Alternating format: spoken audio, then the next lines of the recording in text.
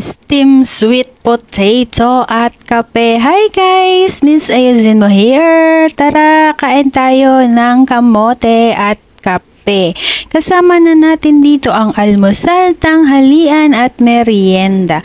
So yun guys, katatapos ko lang maglinis. Habang naglilinis ako, nag-i-steam ako ng aking pang-lunch, pang-almusal lunch at merienda.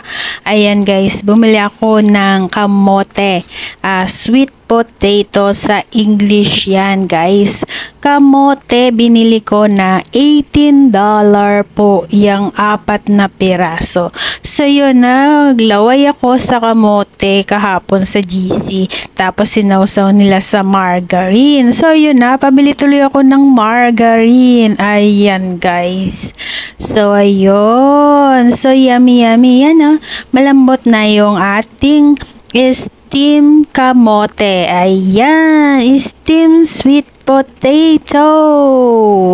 Ayun, yan, let's eat. Yan. So yan guys, ang sarap ng kamote. Ayan, mas masarap sana kung kukuha lang sa taniman, yung fresh na fresh. Pero yan, hindi ko alam kung saan yan galing, sa Pilipinas ba o saang bansa, or dito ba talaga, dito yan sa Hong Kong. Ayan, nakabili ako ng margarine. Ayan guys. So yun, nakalaway-laway po. Naglalaway kasi ako sa kamote. Ayan. So ang ganda ng nabili kong kamote.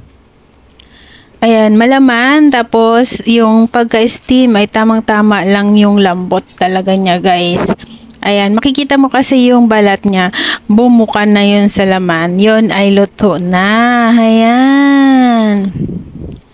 So, more than 15 minutes ko in-steam kasi malalaki at matataba.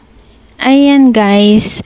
Kakalaway din minsan kumain. Ito din yung ginagawang ubi halaya kamote. Ayan, yung iba kamote na ube, ginagawang halaya. Pero yung ube, yun ginagawa din yun talaga yung ginagawa. Pero yung iba kamote kasi kulay ube. Ayan guys. So yung timpla ako ng kape. Ayan, kasi yung kape ay sa umaga. Pangalawang kape ko na to guys. Nakadalawang kape na ako. Ayan, tapos ngayon tanghalian, ito namang kamote ang kakainin ko. I hope you like this video. Please give me thumbs up, like, share, and comment down below. Miss Ayusin mo here. Thanks for watching. I love you all. Thanks.